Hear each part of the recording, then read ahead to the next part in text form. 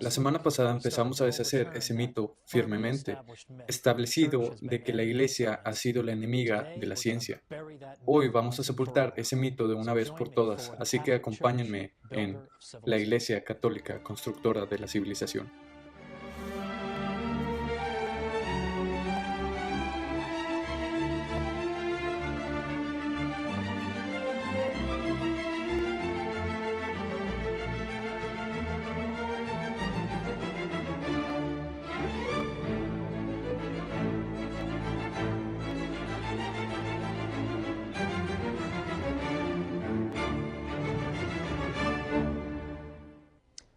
Bienvenidos a la Iglesia Católica, constructora de la civilización. Soy el Dr. Thomas Woods. La vez pasada nos enfocamos en la destrucción de un mito acerca de las cosas que todo mundo sabe. La Iglesia es enemiga de las ciencias. Todo mundo lo sabe. Y así se enseña en la escuela y empezamos a ver que profesores modernos que se dedican a esto han empezado a decir precisamente lo contrario.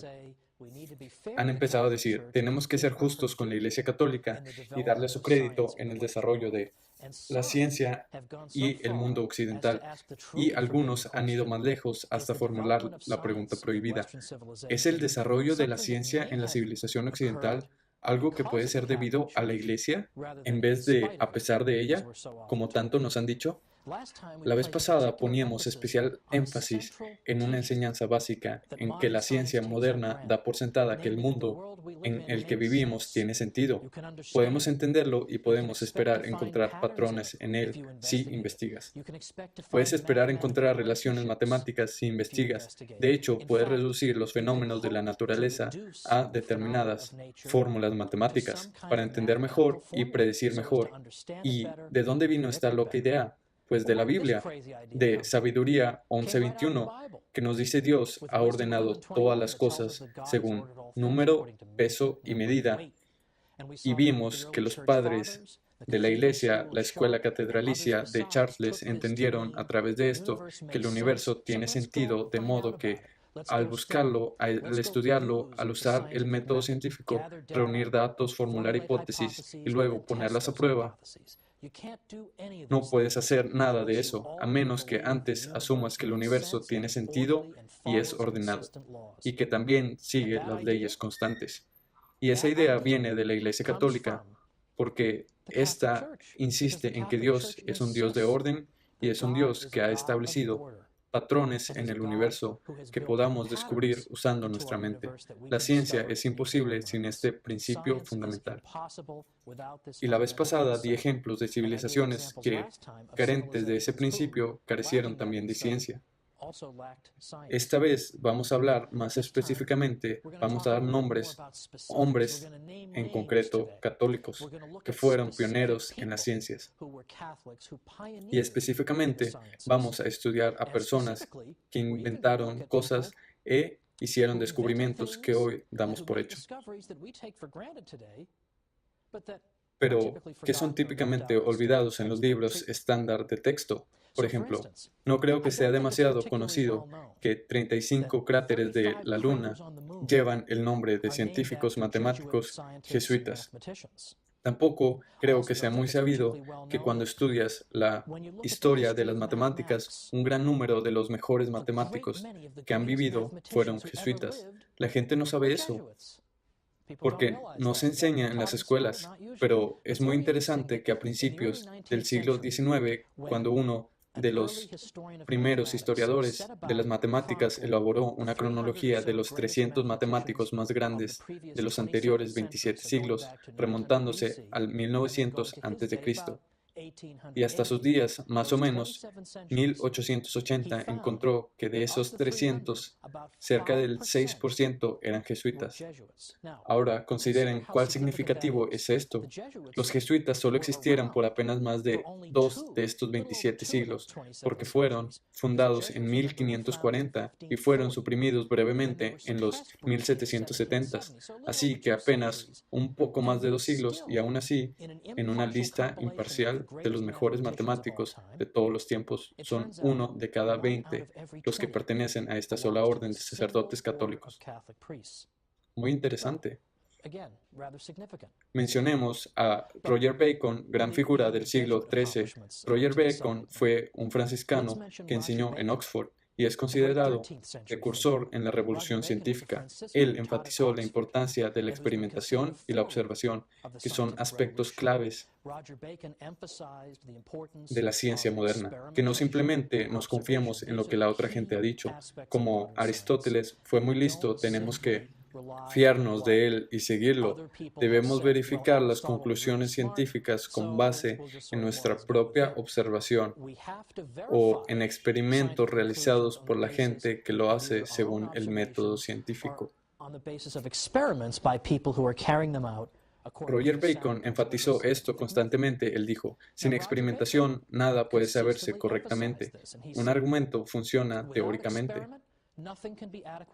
pero no da certeza a las necesidades para despejar toda duda. La mente no descansará en la clara visión de la verdad, a no ser que la encuentre por la vía del experimento. Bueno, eso es una mente científica. Roger Bacon en el siglo XIII de Oxford. Entre otras cosas, Roger Bacon identificó lo siguiente como obstáculo para la transmisión de la verdad, una opinión popular sin instrucción y posturas erróneas pero aceptadas por mucho tiempo, pues estas dos cosas se han achacado a la Iglesia como algo que siempre fomenta.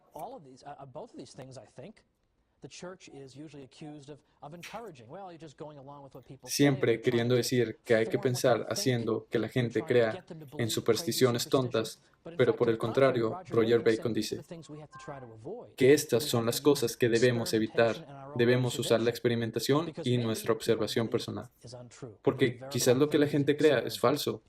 Hay que verificarlo con experimentación. O San Alberto el Grande, que enseñó en la Universidad de París, tuvo entre sus estudiantes a Santo Tomás de Aquino y de acuerdo al diccionario biográfico científico, él fue genial en todas las ciencias y uno de los más famosos precursores de la ciencia moderna. En la Alta Edad Media, por eso es que en 1941 el Papa Pío XII lo nombra patrón de los que cultivan las ciencias naturales. Bien merecido.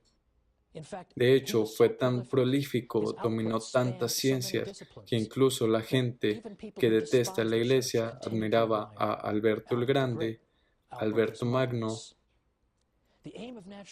El objetivo de la ciencia, dijo, no se limita a aceptar afirmaciones de otros, lo que cuenta la gente, sino investigar las causas que trabajan en la naturaleza por nosotros mismos. Pero ahora avancemos un poco hacia el presente y estudiemos nombres olvidados por largo tiempo. Por ejemplo, el padre Nicholas Steno es considerado el padre de la estratigrafía, que es el estudio de las capas de la superficie terrestre. Los geólogos necesitan conocer los principios de Steno. Él después se volvió sacerdote católico y al final de la década de los 80 fue beatificado por el Papa Juan Pablo II, quien lo elogió por su santidad y su ciencia. Me gustaría enfocarme especialmente en los jesuitas, porque ellos, a mi parecer, han sido criticados como ningún otro grupo religioso. En el mundo católico, a lo largo de los siglos, han sido desterrados, suprimidos, encarcelados, asesinados. Son increíbles las calumnias contra los jesuitas, y aún así, citando a un experto en los jesuitas, sin ningún interés adicional, los jesuitas para el siglo XVIII habían contribuido al desarrollo del reloj de péndulo, pantógrafo, parámetro, telescopio reflector y microscopio a varios campos científicos, como magnetismo, óptica, electricidad. Ellos observaron, tal vez antes que nadie, las bandas de color en la superficie de Júpiter, la nebulosa de Andrómeda y los anillos de Saturno. Ellos consideraban la circulación de la sangre independientemente.